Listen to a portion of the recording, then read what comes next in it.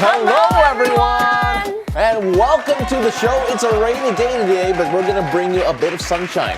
I'm Paolo del Rosario. Welcome to the show. Let's get you up to speed with some news that you could use right now. Good morning, I'm Monique Tuzon. Anytime is a good time because it's mo fun with us. Join us in the next hour and a half for stories and conversations that matter. You know, Pao, it's unbelievable. Somebody's not here today. Oh, wala si Anna for a while because she is out. She is out stateside, diba? Yeah. So the thing is that because she's out stateside, does that mean na forgettable yung show natin? Kasi normally kapag nandito siya, unforgettable daw. Unforgettable yung show natin. So what is it kaya when she's not here? Wala. So kung wala unbelievable yung show namin. Unbelievably good. It's monstrously good. I don't know. Basta something like that. Amazing. I don't know. No? Ay, ewan. Basta, you know what? Sayang wala siya eh. Kasi today we have a topic na talagang swak sa kanya. No, literally, we're talking about Filipino gay lingo. Something Pao and I are kind of similar to. Like, we know about it a little bit, but Anne, that's what she speaks every day. And wala siya. So here's the problem, okay? Ang konyo ko, okay? And you're super Philam.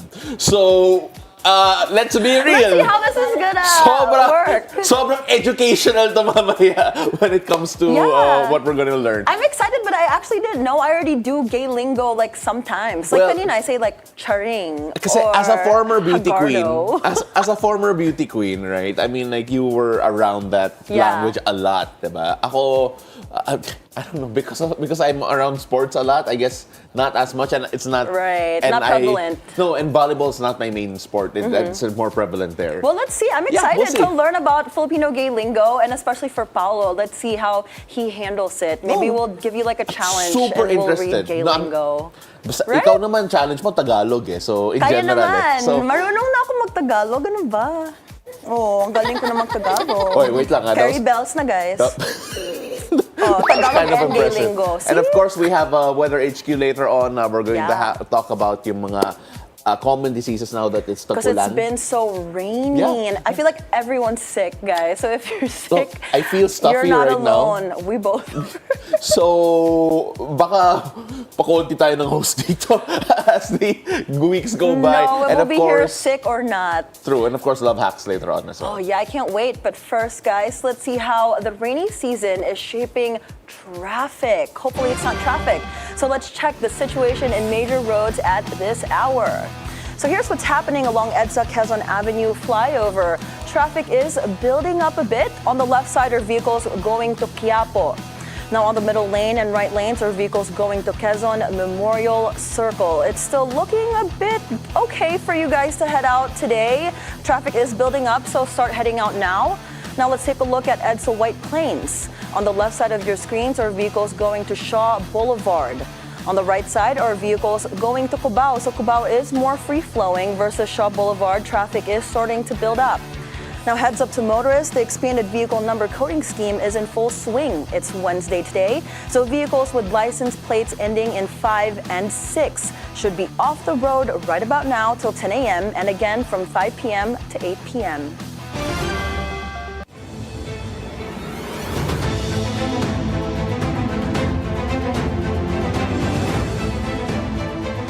Now let's find out what the weather is going to be like this Hump Day Wednesday.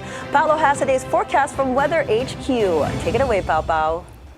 Thank you so much, Mo. Let's take a look at what weather systems are affecting the country today. Now, as of 3 a.m. today, the tropical depression outside the Philippine area of responsibility that we were monitoring was last located 610 kilometers west of Iba in Zambales. Now, it has a maximum sustained winds of 55 kilometers per hour and gustiness of up to 75 kilometers per hour. It is forecasted to move east-southeastward, slowly away from the Philippine area of responsibility. Now, this weather system will have no direct impact on the country. However, the southwest monsoon is contributing to the intensification of this tropical depression and will continue to bring rain to most parts of the country. Now, monsoon rains over Zambales, Bataan, Occidental Mindoro, Palawan, Zambales, Bataan, as well as Antique. Sorry, I did mention the first two once again. Southwest monsoon will also result in cloudy skies and scattered rains and thunderstorms over Metro Manila, Calabarzon, the Bicol region, Caraga, Davao region, Pangasinan, and the rest of Visayas, Central Luzon, and Mimaropa. The rest of Luzon and Mindanao will experience partly cloudy to cloudy skies with isolated rain showers or thunderstorms. Now, in terms of the rainfall, Pag-asa has issued a heavy rainfall outlook due to the prevailing southwest monsoon, which is being enhanced by a tropical weather system outside the Philippine area of responsibility, the tropical depression we mentioned a while ago. Now, for today, heavy to intense rains are expected over Zambales, Bataan, and Occidental Mindoro. Moderate to heavy rains will also affect Metro Manila, Pangasinan, Cavite, Batangas, Palawan, Camarines Sur, Catanduanes, Albay, Sorsogon, Antique, Northern Samar, and Eastern Samar. Tomorrow, June 12, moderate to heavy rains will continue in Pangasinan, Zambales, Bataan, and Occidental Mindoro. On Friday, June 13, moderate to heavy rains are expected over in Batanes. Pag-asa also warns that rainfall totals may be higher in mountainous or elevated areas and impact may be worsened by recent or ongoing rainfall. The public is advised to stay alert, especially in flood-prone and landslide-prone areas. Always stay safe and stay informed. Now, as of our sea conditions, no gale warnings currently in effect. However, in the western and southern sections of Luzon, the Visayas as well, wind speeds are moderate to strong. As a result, our fisherfolk may experience moderate to rough seas with wave heights possibly reaching up to 3.1 meters. Small sea vessels are advised to exercise caution. For the rest of the country, wind speeds are light to moderate and sea conditions are generally favorable. Always stay safe, stay informed, and always check the latest forecast before heading out to sea. That is it for Weather HQ at the moment. Mo, back to you. Thank you, Pao, for that weather update.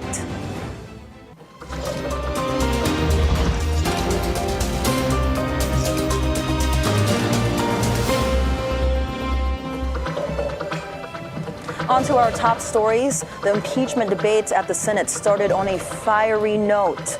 This comes as Senator Amy Marcos cut off Senator Risa Hontiveros after she motioned to take the oath as senator. Judges for the impeachment trial of Vice President Sara Duterte.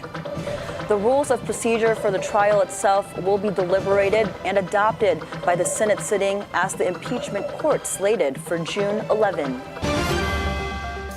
Return to sender. That's what Senator Alan Peter Cayetano motioned as he sought to remand the articles of impeachment back to the House panel. Cayetano says this is to ensure no legal violations took place when the articles were initially filed against VP Sara.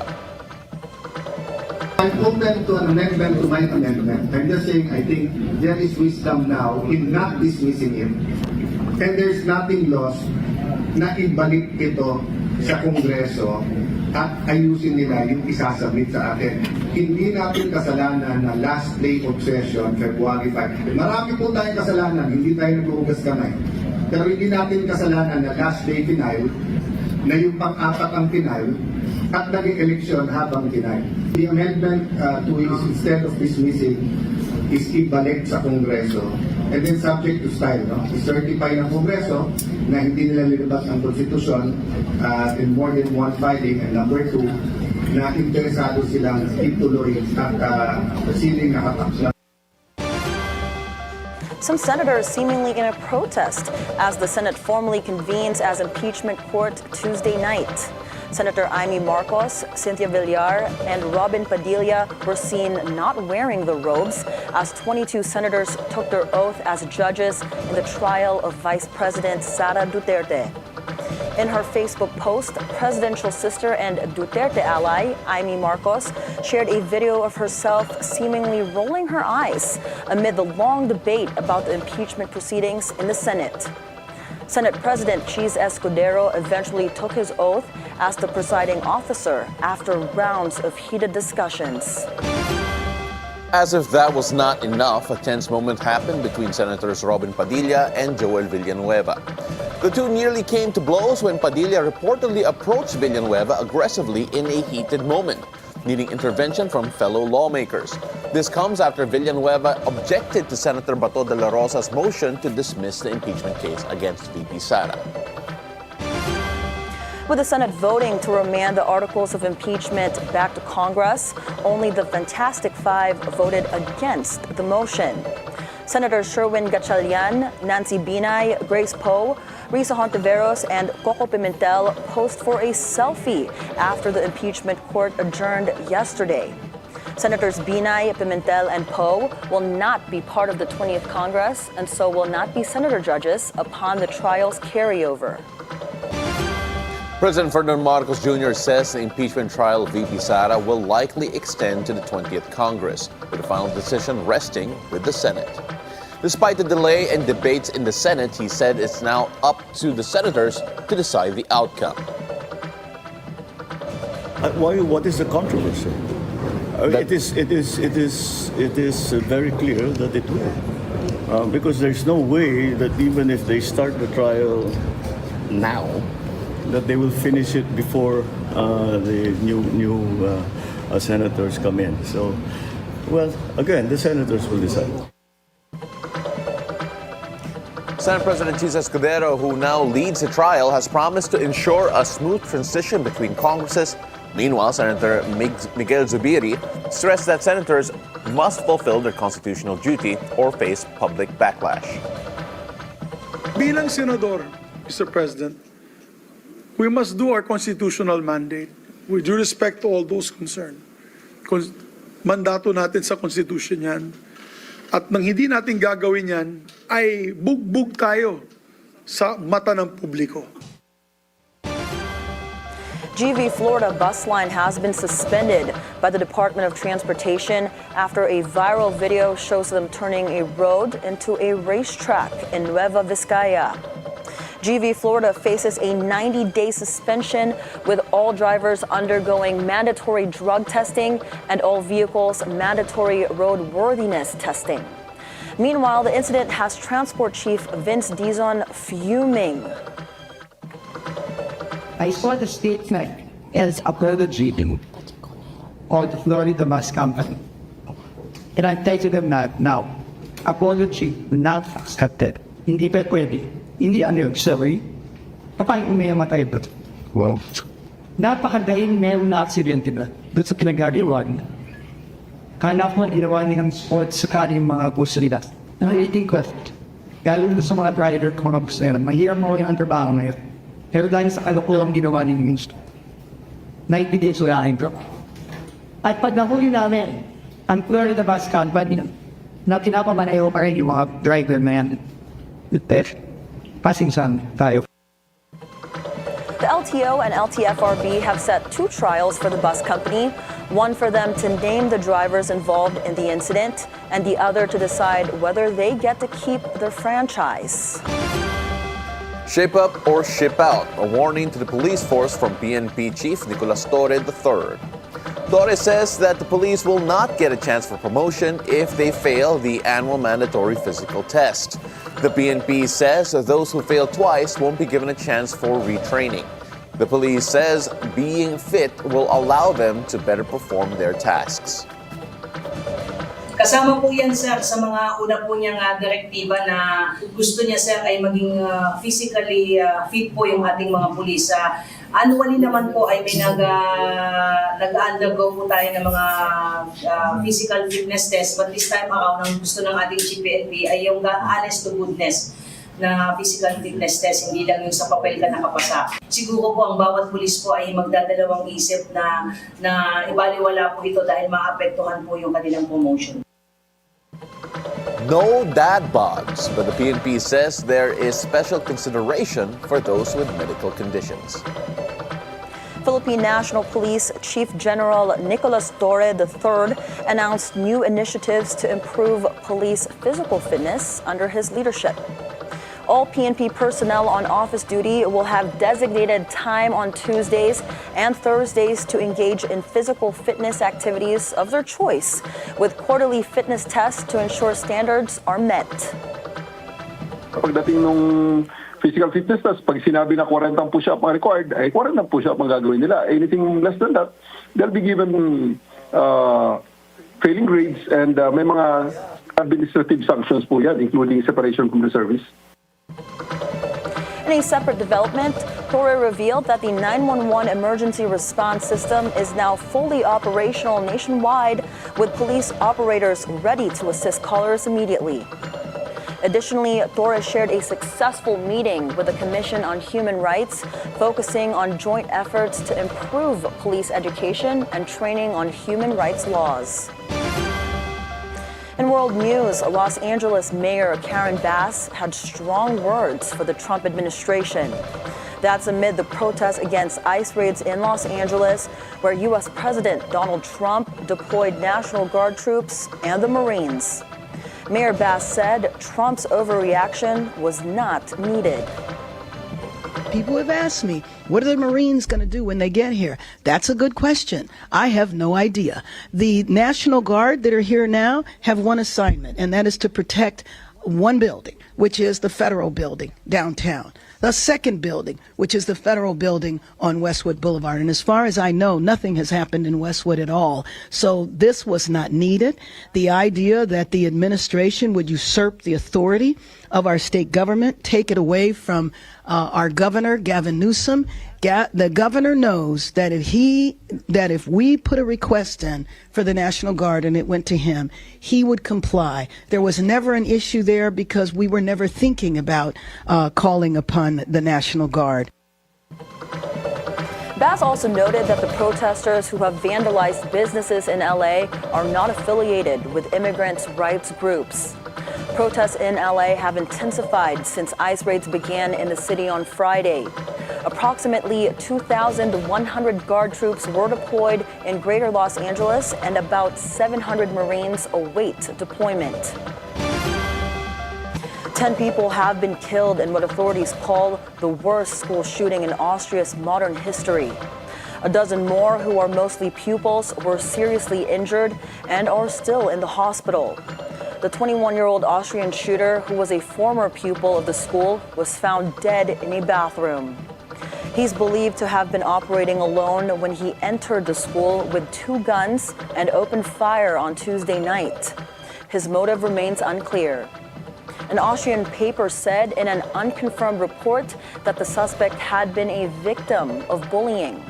The police said the shooter left behind a farewell letter saying goodbye to his parents without an indication of motive.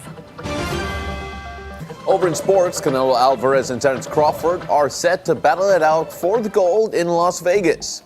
They will clash in the ring on September the 13th for the unified super middleweight title. Canelo is fresh of a victory against Cuba's William Skull in Saudi Arabia to unify the division. Crawford last fought in August 2025, where he defeated Uzbekistan's Israel Madrimov. UFC CEO Dana White is one of the promoters for the match. And basketball star Bobby Ray Parks Jr. and content creator Zainab Harake, I hope I said that right, have tied the knot. Among their principal sponsors, Bilyonaryo Hans C. and his wife Carol. Parks previously played for the NU Bulldogs, which is owned by the C family. The wedding took place at the Crystal Palace of Aquila in the Sky in Taguig City. Apart from the guests, take a look at their wedding gifts to each other. Zainab gave Ray a Toyota Land Cruiser, while Parks gave the content creator a Hermes Kelly bag. The two confirmed their relationship back in 2023. Now in entertainment, TBA Studios have wrapped filming for their latest film, Quezon. Known for their historical dramas, General Luna and Goyo, their latest follows the life of Manuel L. Quezon, who was the second president of the Philippines, to be played by actor Jericho Rosales. Filming began back in March, and TBA called it a wrap, with Quezon himself breaking it down with Joven, the only fictional character in the hit series. 4 down, 3 to go.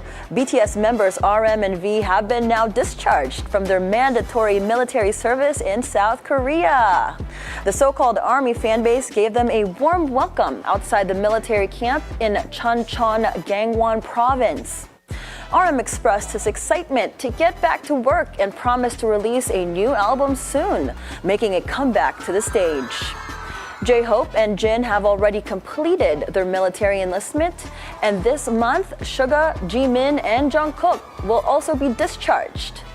Fans are eagerly anticipating the reunion of the OT7 who have been in hiatus since 2022.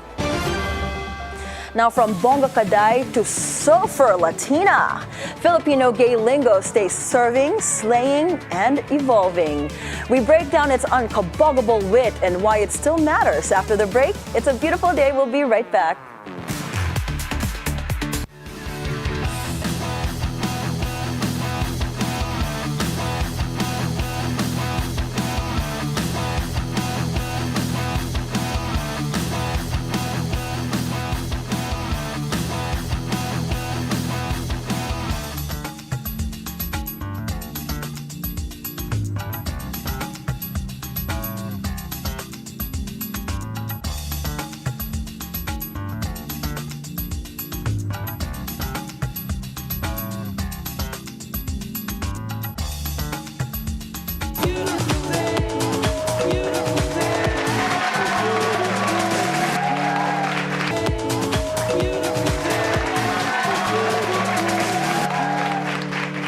Hello, welcome back. You're still watching It's a Beautiful Day.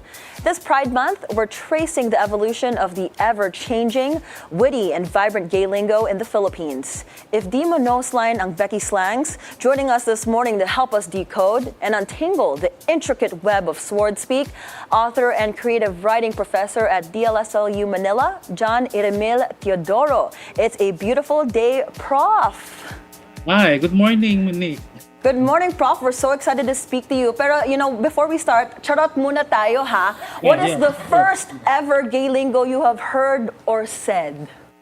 Yeah, that's charot is I think is one, no, and because gay lingo is fast evolving, no, the word that you use Swardspeak is no longer being used today because I think Swards is so 70s, no, so just like Tita Swarding, no, for example, no, is no longer around, no, so now I think the term that we use is aside from gay lingo, which is quite more formal way of calling it, is bekimon, no, because because 10 years ago, no, Jejimon, no, the Jejanese language, no, was became very popular, no, and because of that, so we began calling gay language as Bekimon, no, for Beki, Batang Beki, no.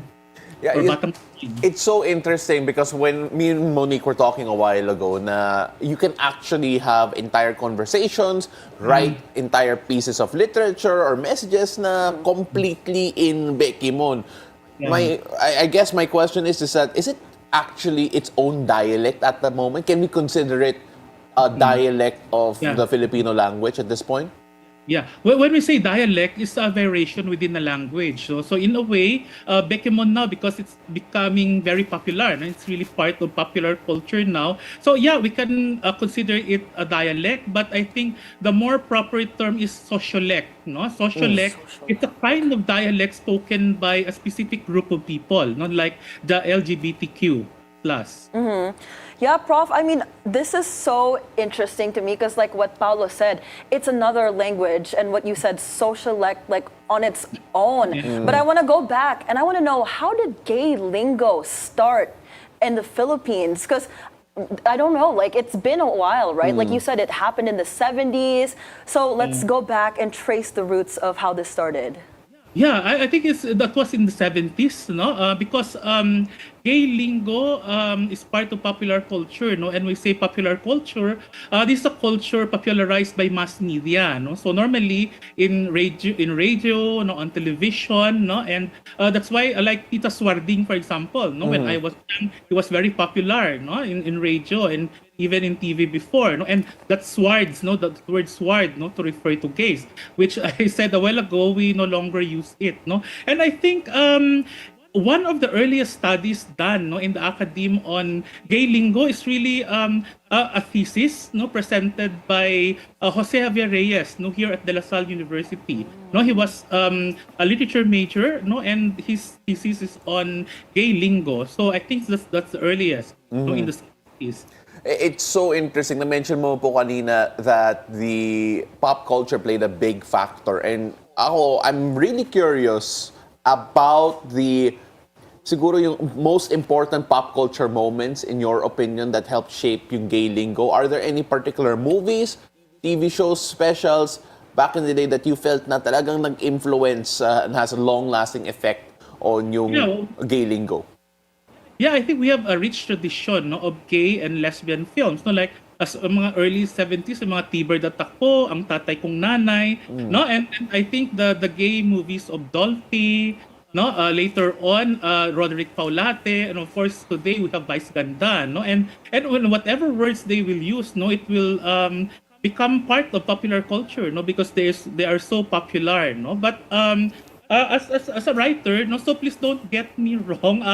I'm gay, no, and I'm a gay writer, no, but I'm also a teacher of literature, no, and my advocacy really is to develop Filipino as a national language, and I believe, that gay lingo, no, that Bekimon should contribute, no, to the development of the national language, which is Filipino.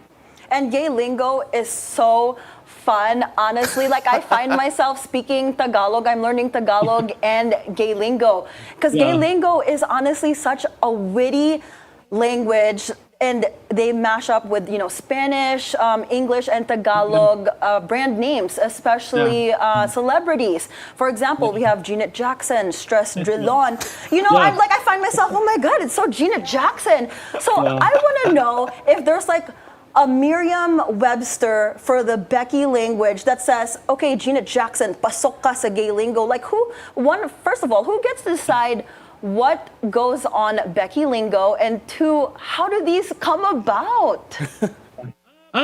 Because it's a sociolect, so normally gay lingo is very specific to a group of barkada, of gay barkada. No, in fact, one barkada to another barkada, no, they may invent, no, their own words, no, because the primary purpose, no, of gay lingo is really to subvert the language in general, no. So it's a way sometimes for the gay barkada to talk loudly without being understood by outsiders, no. So that's why gay lingo is evolving very fast, no. It depends on your group, on your place, no, and time, of course.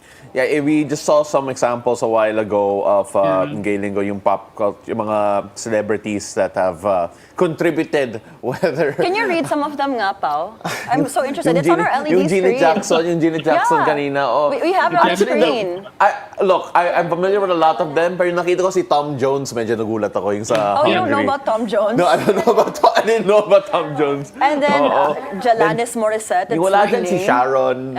Si Sharon. Yeah, but there's a lot to go through, Prof. But when we look at the fact that it's ever changing, it feels like yung evolution napakabilis, maybe faster than some other dialects. How does one keep up with it as you bring out some other examples of gay lingo that we have? How does one keep up with yung changes nito? Kasi it feels like if you're not plugged in sa pop culture, may iwan ka in terms of the latest slang.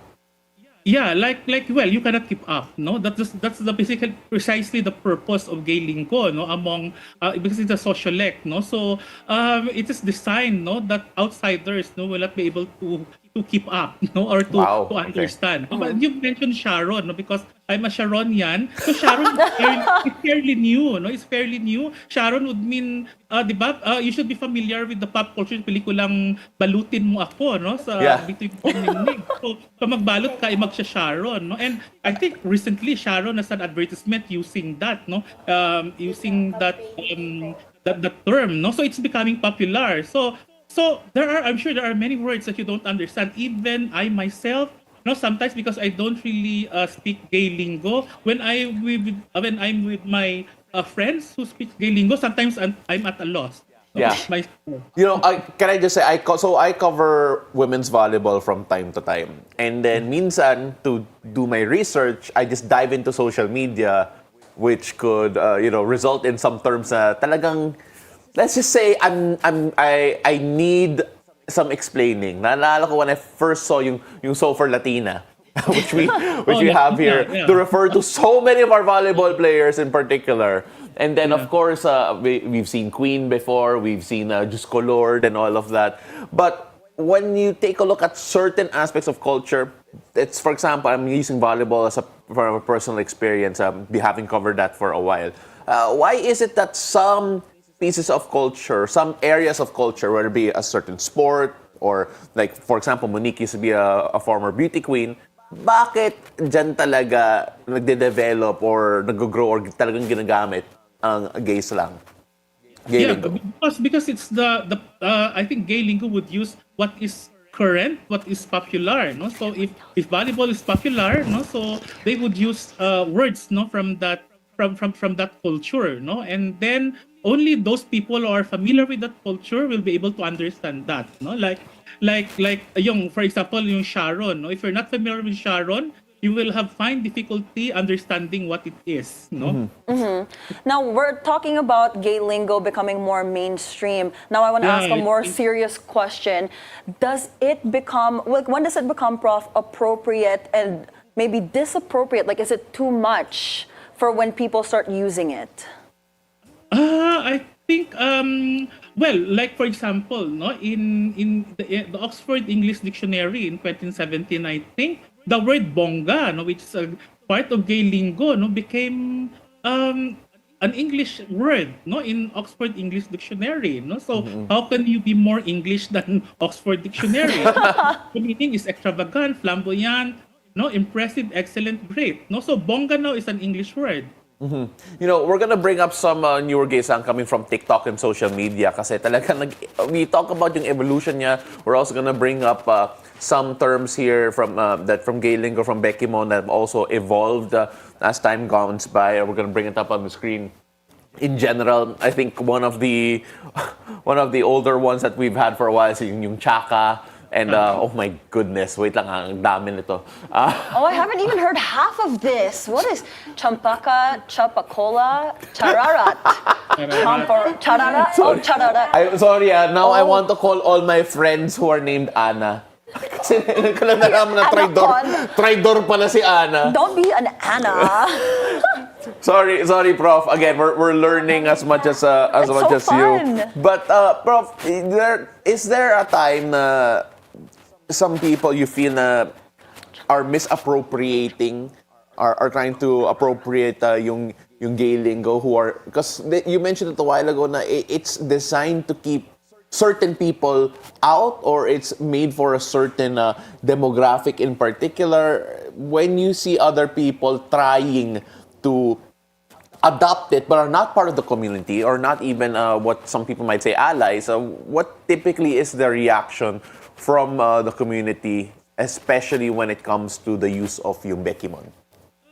Personally, it is a happy occasion, no, when you know, mainstream language would, you know, would use or adapt a gay lingo, no, like for example bongga, diba, in the Oxford English Dictionary, which is a bongga phenomenon in itself, no, and then deadma, of course, patamali siya, and jowa, no. I think these are words that are already spoken by even straight men, no. So and like for example, no, I would receive messages from, well, I perceive a straight man, my moi, no, which I think so gay, no, but I think well, macho individual doesn't have any qualms anymore using that, no. So it's a happy phenomenon, no, and I think we should not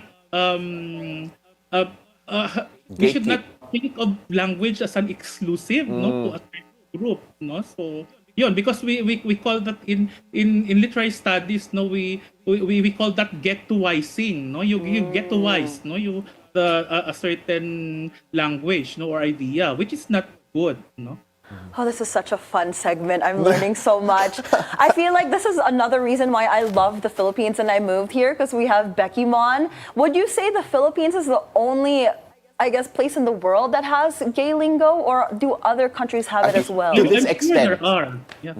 Yeah, I'm sure there are. No, so as long as there are gays, you know, having a community, they develop their own language, no, and it's really expected and normal, no, to us, for us human beings, no, as social beings, that when we group, no, especially we are separated from other group, we will develop our own language, and many languages in the world have developed that way, no, not only Bekimon. So we're also showing here some words here na I understand a few of them. yung Thundercats in particular, kasi yung isang co-host natin dito na wala today, minsan yan yung sinasabi namin eh. Wait, but mga thunders. The thunder. But sorry Anne, wherever you are. And of course, all of these other play on words. When we talk about yung creativity niya and how quickly nag-evolve yung Bekimon, do you feel that sometimes it's a bit too fast to establish itself as a dialect, to establish itself as something siguro that you could study more? Kasi you mentioned you're a gay writer, and when you do write in Bekimon, the language might already be old in 5 years or so. Do you feel na medyo masyadong mabilis naman yung pag-evolve niya? Or do you think that this is what makes it so unique? That it's a picture in time. When you write in Bekimon, when you speak in Bekimon, it tells you anong taon na. Yeah, it's a picture in time. In fact, the words that you've been, flashing on the screen, a while ago, 90% of them are already old, or not in current, So because it's, as I've said, it's evolving very fast, And well, the thing that linguists can do, and I'm not a linguist, the thing is to describe, the phenomenon, and the forms. I attended a lecture in UP Diliman a long time ago, like 15 years ago, by Professor Jesus Fernandez of the Department of Linguistics of UP, and he pointed out 9 forms, of how 9 ways or 9 forms of how a gay lingo word, is being developed, and an example of that, yung paglalapi or using suffixes that doesn't have any grammatical function, like for naging anek, anek wabum, and then for balay balaysong, So wala namang meaning yung song, pero yan. Warla, fight, warlalu, So ganyan lang din. Warlalu, warlales, warlalek, So from war lang naman na pinagaling war, So yun. So evolution, So yan, and there are 9 ways, of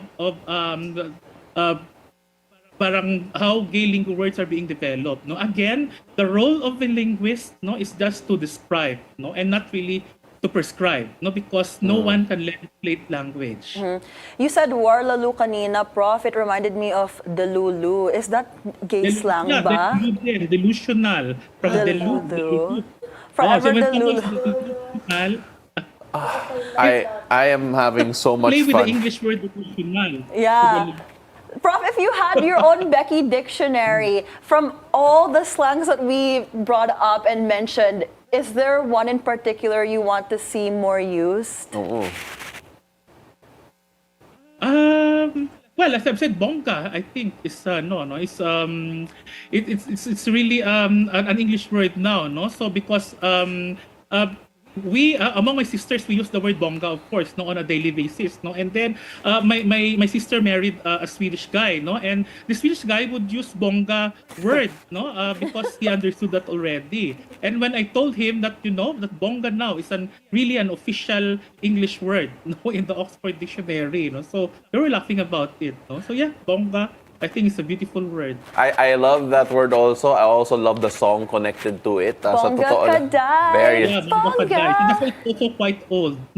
Oh my gosh, yes. But sometimes people actually say, instead of bonga, they say vonga or vongacious. There's so many. Yeah, it's so fun. I'm gonna try to learn and speak Bekimon from now on. Well, again, or bongacious. Yeah, bongacious. Prof, I think bongacious na ako. I've been, this whole segment, I wrote an extra in Bekimon. Let me know if, okay ha? I'm gonna practice my Bekimon in Tagalog. Okay, are we ready? No, I'm not. Zoom in, okay? Direct lapit pa. Here we go. This is my breakthrough. Okay. Salamat mga Vex sa chikahan na walay kupas. Carry na ang goodbye, pero remember, speak your truth, speak your Bekiness. Charot, pero true. Love you mga acheng. Yeah. Perfect. Oh my God, that's embarrassing. Prof. Oh, I did leave that on air. That is Professor John Iremil Teodoro. We'll judge mo later on quietly. Pero maraming salamat po. We really appreciate you. Thank you so much for sharing. And of course, hopefully we get to speak to you here in person soon. All right, thank you so much, Prof. Thank you, John. Paolo and Monique. Pao, ikaw naman. I did an extra. No, you wrote it. Ang tagal mo nagsusulat kanina. I know, while we you could were see it. interviewing, I was like, let me come up with my own Beki extra. Actually, it's funny nga, when I was reading from the LED screen, and then I'd see you sa side, the type. Anong ginagawa nito? Oh my gosh, para preparing talaga. I was preparing. That was really fun. And again, yung exposure ko talaga sa Beki Mon is really from yung mga coverages ko ng volleyball, whether it be men's volleyball or women's volleyball, kasi the community comes together there. And I'm sure for you, but that doesn't mean I do it. Like, I don't commentate in Beki Mon. Pero, I would love to hear you commentate first in of all, Beki kung Mon. nag-commentate ako sa Beki. Nga, Pao?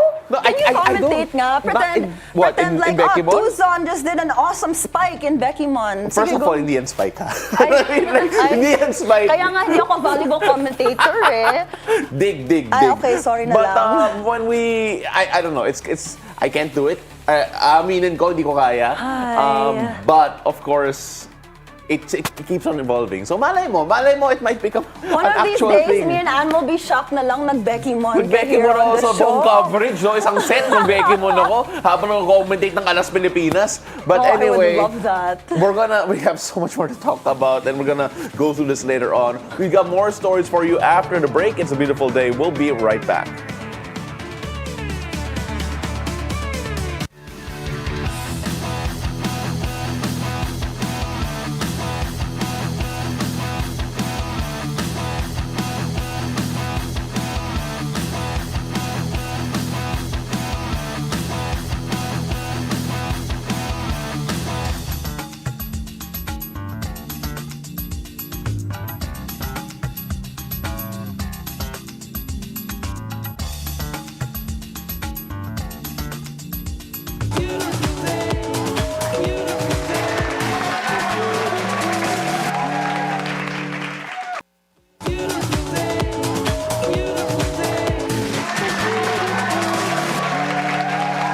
Welcome back. You're still watching It's a Beautiful Day. Let's get into more news. While the prosecution panel are all systems go for the impeachment trial, Vice President Sara Duterte's family flies to Malaysia a day before the reading of the articles of impeachment. The VP explains her family will stay in Malaysia until June the 12th to attend a program consultation with OFWs. House spokesperson Attorney Princess Abante sees no problem with the VP's overseas trip as long as the impeachment process has started rolling. Now that the impeachment court has formally convened, Abante said the House of Representatives expect the Senate to be faithful to the Constitution. The Speaker has always said that he leaves it to the discretion of the Senate, no, on how they will act on the impeachment trial.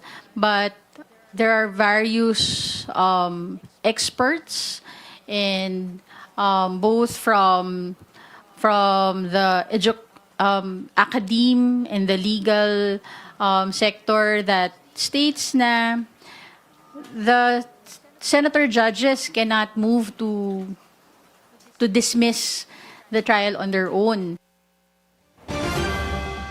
The Catholic Bishops' Conference of the Philippines declares that the Senate has no reason to turn their backs on the impeachment trial of the Vice President. CBCP President Cardinal Pablo Virgilio David released a statement appealing to senators to allow the trial to proceed, saying if there is nothing to hide, there is nothing to fear, and to let the truth take its course. He adds to delay or dismiss the trial for political convenience is a betrayal of the Constitution and the people's trust. Cardinal David says that according to the teachings of the Church, political authority is meant to serve the common good, and the search for the truth should be conducted with moral imperative, not political agendas. The number of confirmed Mpox cases in Iloilo City has risen to 6, while another 6 are undergoing confirmatory tests. According to the City Health Office, only one of the confirmed cases has fully recovered, but all remain in stable condition and are isolated. The local government continues to take measures to prevent the spread of the virus. The Iloilo City Government, through the City Health Office, is working closely with schools, barangay officials, boarding houses, religious groups, BPOs, transport sectors, regional offices, and other sectors to strengthen preventive measures and contain the spread of the virus. So our orientation on monkeypox with emphasis on the preventive measure is ongoing. Rides that are smarter and greener. That's the vibe as Grab Philippines rolls out pilot testing for its brand new Grab Taxi electric service in partnership with Bilyonaryo heir Frankie Ang, who's trading high-end cars for affordable taxis. More on this report from our mobility correspondent, G. Baroga. Grab Philippines is flipping the switch with the launch of its electric taxi service pilot. It's a big step towards greener rides and smarter cities. According to Grab, this move is right in line with their push for sustainability and got the green light from the LTFRB. Grab is no stranger to innovation. We have launched a number of products through the years.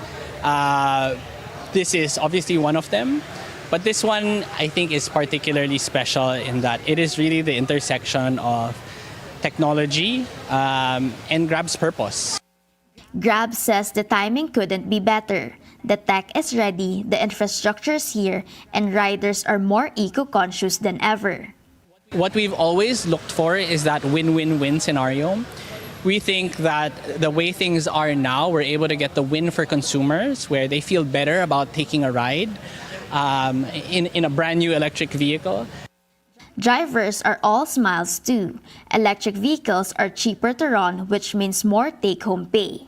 Behind the wheel of this new chapter is EV Taxi Corporation, led by Bilyonaryo heir Frankie Ang, son of Cats Group founder Felix Ang, which co-distributes some of the luxury car brands in the country. They shared that idea of bringing the benefits of electrification to the transport sector. And with that, I think we've always been aligned in sort of uplifting like our transport offerings. And again, like the belief in our technology was also shared. Transportation has to be both sustainable and inclusive. Sustainable to the planet, sustainable as a business, and inclusive to all of the stakeholders involved, especially the drivers. Electric rides rock because of lower carbon footprint, zero tailpipe emissions, less maintenance, and better fuel savings. And thanks to Grab Taxi Electric, everyday commuters can enjoy all that with a smoother, quieter ride to boot. We've been able to democratize the EVs into the mass market and allow all of the regular commuters to get a chance to enjoy all of the benefits, plus a smoother and more comfortable ride. Although still in its beta stage, both Grab and EV Taxi Corporation have a big hope that the e-taxi fleet will grow fast and spread to more cities soon. Currently, it is available in several business and commuter hubs such as Makati, Taguig, Pasig, Mandaluyong, Parañaque, and Pasay. It's still a relatively small fleet. So the goal for us is to scale faster with the help of Grab as soon as we can in order to serve the demand as it appears. Grab says it's all in on safety, on tech, and on providing what the Filipino commuters need.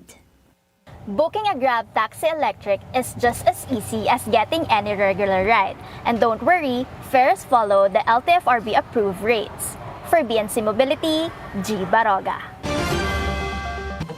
Marie Lozano flew to Hong Kong for the Lifestyle Lab special two-part series showing the city like you've never seen it before. Here's a sneak peek.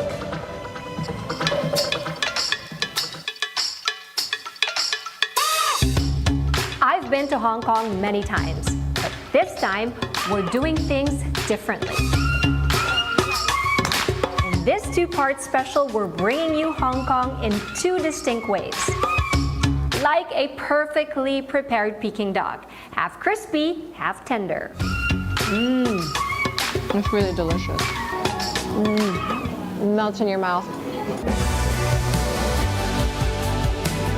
One part is Sky High, where we take you to the skies, uncover record-breaking art, and toast at some of the best bars in Asia. Oh my God! The other, it's about the subtle elegance, heritage, and stillness. It's quiet luxury, Hong Kong style. This is the Lifestyle Lab's Hong Kong experiment. Lifestyle Lab. Master left me. Master. Guys, the Lifestyle Lab, the Hong Kong Experiment Part 1 tonight at 8:30 p.m. only here on BNC, the Bilyonaryo News Channel. And I saw her doing the Wing Chun a while ago. Buti na lang she didn't take it too seriously kasi nakatakot rin yun. I swear, Marie's show is one of my favorite shows here in Bilyonaryo. It's so fun to watch, and I swear Marie has the best life. She is living her best life. So now we have that Hong Kong special. I wonder what's next, where they're gonna go. Oh, yung part 2 naman kasi part 1 lang yun. Hong Kong, and then there's another one na 2 parts again. But I like it kasi sabi niya it's part crispy, part yung tender. I forgot what word she used. But then, yeah, I mean, like, it's so funny kasi Hong Kong's so close to us. Like, sometimes some people just go there, for the heck of it, to go enjoy something different, diba? So it'll be nice to see it from that lens also. Yeah, and I've been to Hong Kong multiple times because my tito lives there. And where Marie is showing us on the show, as we can see on the LED screens, I've never been to half or all those places where Marie's been. So I'm excited. Once I watch the show, I'll probably head to some of those spots. Yeah, diretso ng Hong Kong right after. Diretso. Sorry guys, when Annie comes back, mag-Hong Kong ako with Marie. I'll join her for part 2.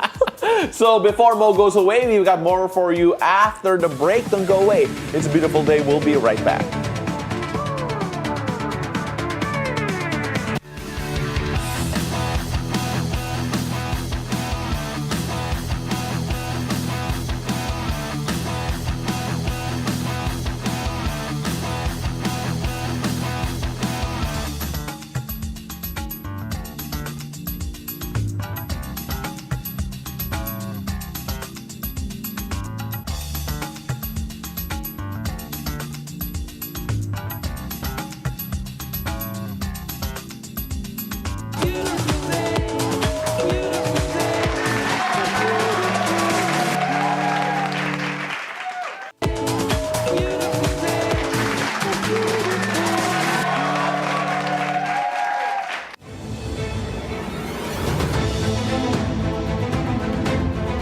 Welcome back. You're still watching It's a Beautiful Day. This is Weather HQ.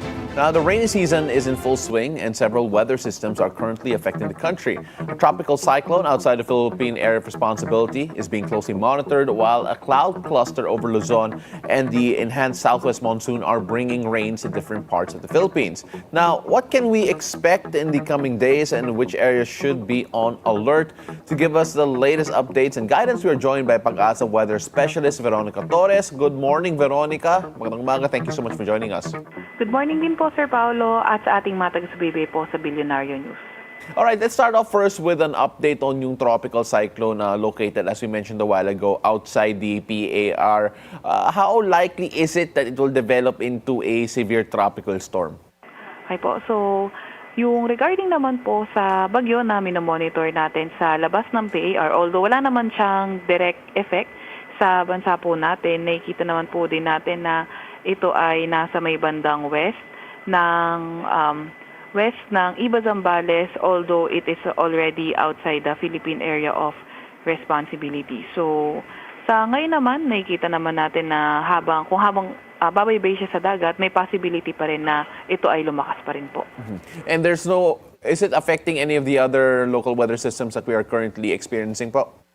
For now, ang nakikita naman natin na although kasi ito ay posible mag-enhance ng habagat, pero kung mag-move siya papuntang kanluran, papalayo ng bansa natin, posible yung ibang parts din ng southwest is mahahatak din pa-west at mas malesen yung mga areas na magiging maulan po sa atin.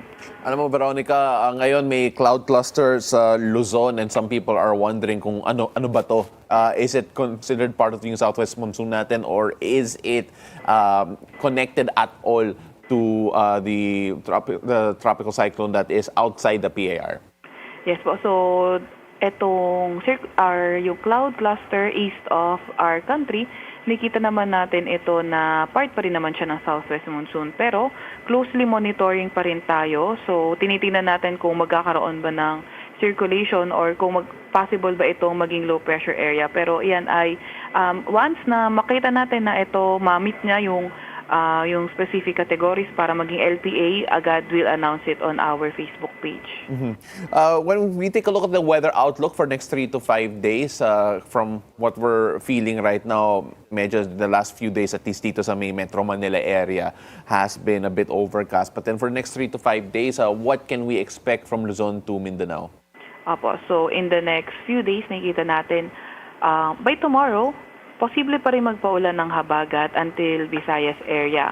So, around Metro Manila pababa to Visayas, posible pa rin maging maulan due to southwest monsoon. Pero pagdating ng June 13, which is on Friday, nakikita naman natin na mas possible lumes or malesen yung areas affected by southwest monsoon dahil posible nga sa pag-move din ng tropical cyclone outside PAR. So, ang mangyari is mostly western section na lang ng Luzon or western section ng Luzon yung maging maulan until possible Ilocos region to around Calabarzon area. Veronica, are there any areas on the rainfall advisories, thunderstorm warnings, and flood warnings as well? Apo, kung titignan din natin yung ating yung messages yung sa ngayon, meron tayong weather advisory. So, yung weather advisory ay meron for today sa 100 to 200 millimeters na mga pag-ulan sa Zambales, Bataan at Occidental Mindoro. And then, 50 to 100 millimeters naman na mga pag-ulan yung nakikita natin for today sa Metro Manila, Pangasinan, sa may Cavite, Batangas, Palawan, sa may Camarines Sur, sa may Catanduanes, Albay, Sorsogon, Antique, Northern Samar, pati na rin sa may Eastern Samar. And then, 2 minutes ago, yung ating National Capital Region, PRFB ay naglabas ng rainfall advisory para sa southwest monsoon. So, for today, light to moderate with occasionally heavy rains ang inaasahan sa Tarlac, Bulacan, Metro Manila, Rizal, Quezon, Laguna at Nueva Ecija at light to moderate with occasionally heavy rains sa Bataan, Zambales, sa may Pampanga, Batangas, at ilang parts din ng Cavite, Tansa, Cavite, at yung mga nearby areas po. Pero alam ko, kakasimula pa lang ng rainy season dito sa Pilipinas and we have yet to experience a severe tropical storm here, which would be called Auring, if I'm not mistaken, once the first one enters yung PAR po natin. What are the reminders that you want to make sure that the public do have, considering especially yung latex experience po natin last rainy season where we had an almost unprecedented number of typhoons at a short amount of time. If I believe it was around 6 to 8 within a certain period, I believe for a couple of weeks. What reminders can we give the public with regard to the weather systems that we could expect during the rainy season? Yes po. So, during rainy season, meron na nga, marami na ding mga pag-ulan tayong mararanasan. Of course, kapag if may ulan, meron din mga pagbaha at pagguho ng lupa. So, kami po sa Pag-asa, palagi po kami maglalabas ng mga weather advisory para updated yung ating public. Meron tayong weather advisory, nilalabas ng ating sa weather forecasting section ng Pag-asa. And then, yung ating Regional Services Division naman or PRSD ay maglalabas din ng mga thunderstorm advisory, rainfall advisory o heavy rainfall warning kung kinakailangan. At lagi po tayo dapat maki-update sa ating mga DRR officers. Lagi tayo makikinig sa kanilang advice, lalo na kapag sinasabi nila na kailangan ng lumika sa area natin, ay sumunod na po tayo dahil mahalaga po ang bawat buhay. Veronica, maraming salamat. It's always great talking to you. That is Veronica Torres of Pag-asa. Thank you, thank you. That's it for Weather HQ at the moment. Mo, back to you. Thank you so much, Pao Pao. Now, it's usually right around this time that we bring in Master Hans Kua for his daily horoscope segment. But hold up! It looks like our resident morning hype man is trending online. Now, take a look at this. Master Hans spotted. He's just chilling from the sidelines at the Senate. Master Hans! Anong ginagawa mo? Fiddling with his phone amid the chaos at the upper house. Netizens are loving it and probably gave us that much needed comedy relief such a serious time. So Master Hans, what were you really doing at the Senate? I spotted you from your hair, oh. Kitang-kita ka, Master Hans. Kasi si Senator Bato wala kasi. Walang Kaya nakita mo Master Hans, ang taas ng hair mo. Master Hans, I know you're watching. Nag-horoscope ka ba dyan sa Senate? Hindi, he brought harmony to the Senate. Grabe. Oh, you brought peace there. Oh my goodness. And he's wearing probably the color of the day. Oh, yan yung color of the day niya. Blue. Oh my Ayan, gosh. Master Hans. Or magtatakbo ka ba sa Senate? Nagpa-practice ka na. He's learning. Pero my goodness, Master Hans, we always love him on the show. He also and I like how he's made our newscast in a different way as well. Honestly, Master Hans, kahit serious ka dyan sa Senate, you're still so funny and like the light of my life, honestly, Master Hans. It's so good. At alam mo, the thing I love about Master Hans being there, I feel like napakaseryoso kasi kahapon sa Senate. And it was, obviously, they typically are, right? Oh, always. But if in the morning show, he always brings a smile to our face. He brought a smile to our faces watching the Senate as well. Senator Bato, you know what? I know that I'm sure you were saying something very serious. I'm so sorry, Senator Pero pasensya Bato. na po, but this shot really stole the show Si Master as well. Hans Master Hans talaga. Tingnan mo, perfect the framing. Like, sorry na lang to the two girly loos. I can't really see them. Ang ganda pa ng dress ni girl sa likod. Pero Master Hans, ikaw talaga yung bongga na bongga there. We'll get you live. Baka tomorrow, try natin to talk to Master Hans. What were you really doing in Oh Senate? my gosh, I love that. I love that. But before we get him live, let's find out if today is going to be our lucky day and if Senate will be lucky. Let's find out from our resident energizer and Mr. Everywhere himself in our horoscope of the day. Take it away, Master Hans.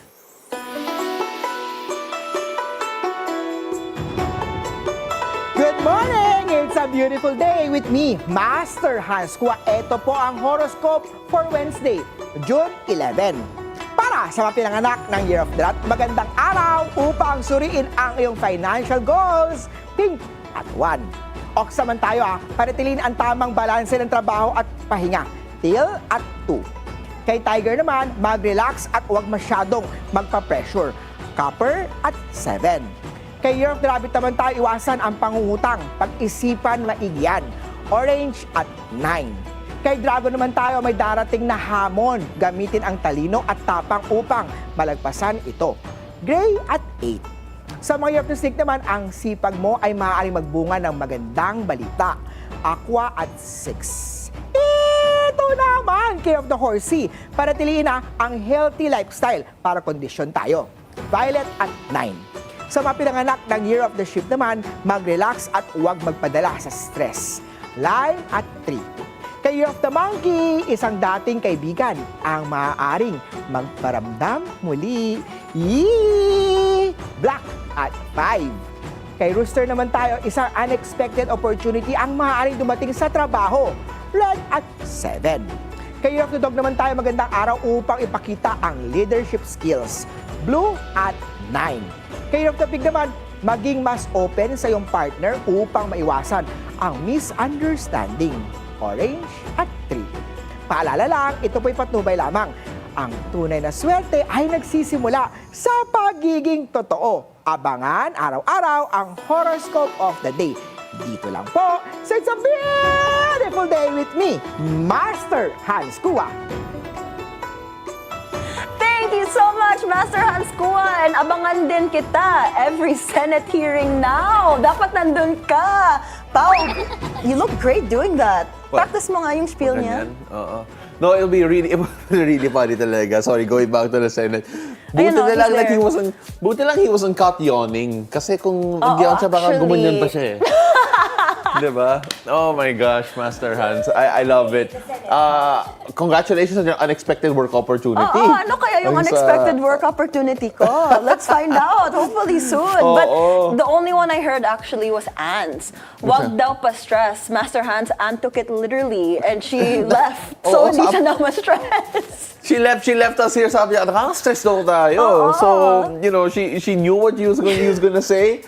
Then, nag-stateside na, diba? She left real quick. Yun naman, healthy lifestyle. Healthy lifestyle. Kaya ang sarap ng tulog ko kagabi, in fairness. I'm glad. Kasi I was tired. I was out like a light. Pero one of those things again. Master Hans, maraming salamat. Thank you so much. See you at the Senate. Yes, Master Hans, we love seeing you everywhere and anywhere. But up ahead, coming out of the closet is easier said than done. On today's Love Hacks, Coach V shares some tips on how to come out with courage and peace of mind. More on that after the break. It's a beautiful day. We'll be right back.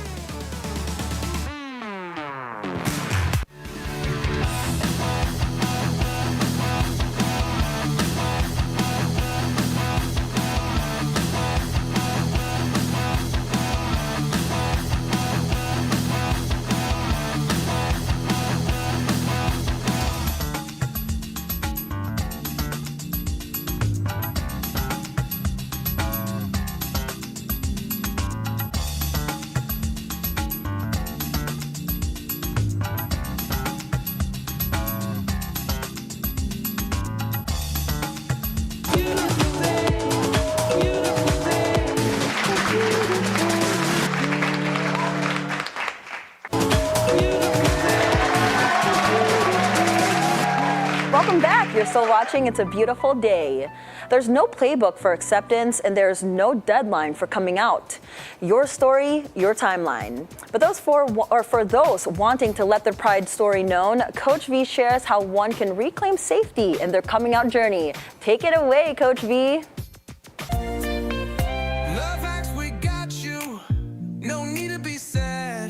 Good morning, loves. It's a beautiful day. Coach V here, your love solution provider, bringing you a brand new way to level up your love life. Welcome to Love Hacks. Today's episode hits deep, but it's real because love doesn't just begin when you meet someone. Sometimes love begins when you finally say who you are. If you've ever been scared to come out to your family, to your friends, or even to yourself, this episode is for you.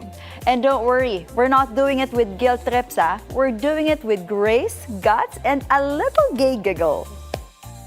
How to come out nga ba as a lesbian and trans man to our family and relatives? Mo?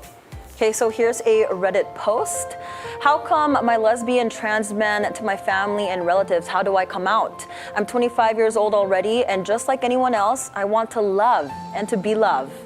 I've been thinking recently if mag-come out ako or hindi, I've never been in a relationship. Because every time I try to pursue someone and things started to get serious, I backed off.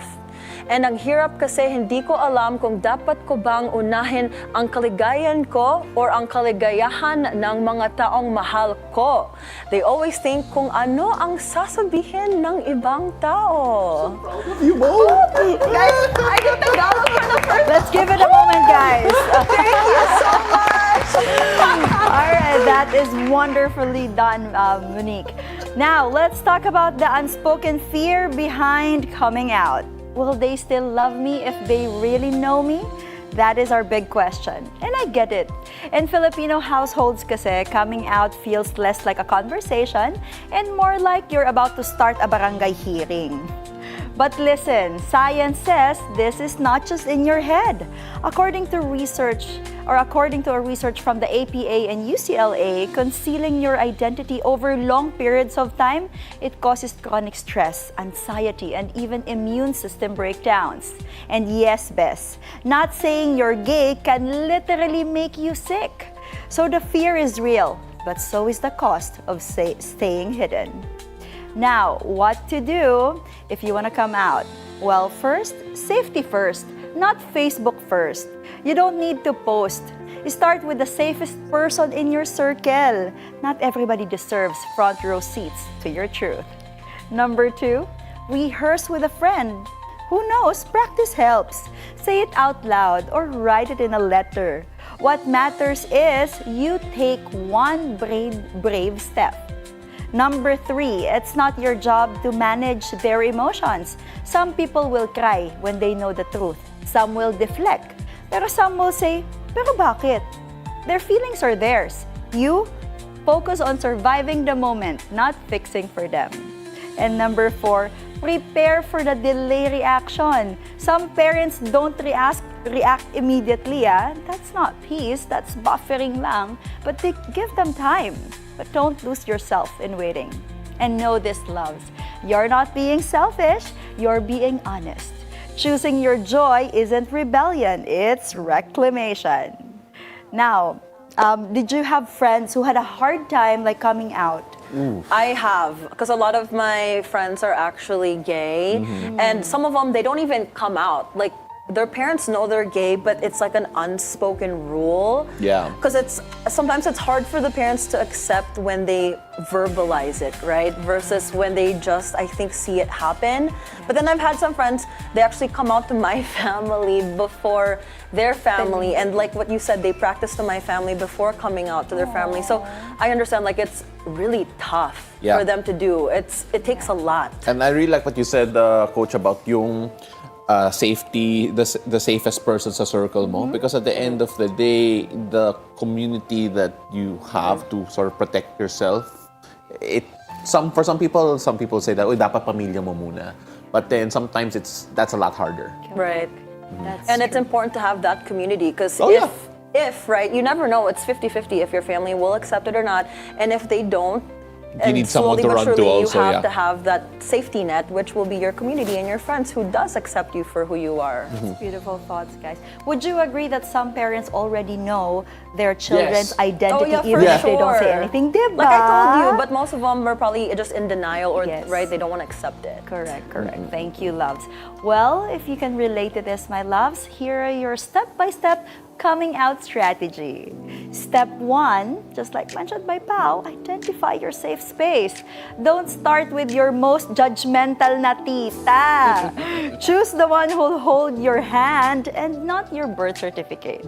Number 2, use love as opening line. You can say something like, I'm sharing this because I want you to know me. Gentle, but firm. Step 3, don't wait for the 100% to support and live your truth, no? Even if they don't get it, you're allowed to grow anyway. And step 4, find your chosen family. Could be your friends, could be your allies, it could be your community, not necessarily your family first. Real love isn't just blood, it's who shows up when you need them the most. Your truth doesn't need permission, my loves. And your love isn't less valid just because, some people need subtitles. If they can't accept you, that's not your burden. That's their boundary. Live loud, love real, because you deserve a love story that starts with you being you. That's it for today, loves. This is Coach V giving you real talk about real love. DM me your love dilemmas, dating Coach V, and let's not just talk about love, let's solve it. My love, see you again tomorrow here on It's a Beautiful Day. Love you.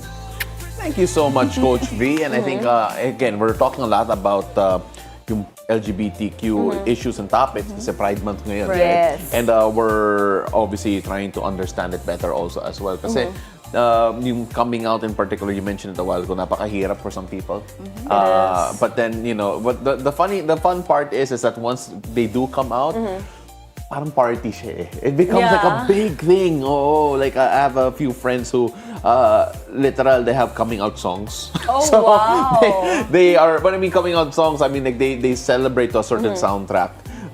Depending on yung mga conditions nila. Right. And of course, the community does embrace them. So, I mean, and us, they should celebrate, because that's such a hard feat, right? Like what we talked about, it takes a lot of bravery and courage to come out. So once they do come out, it's like, honestly, their whole identity and their burden is lifted from them, and they can be that person without judgment.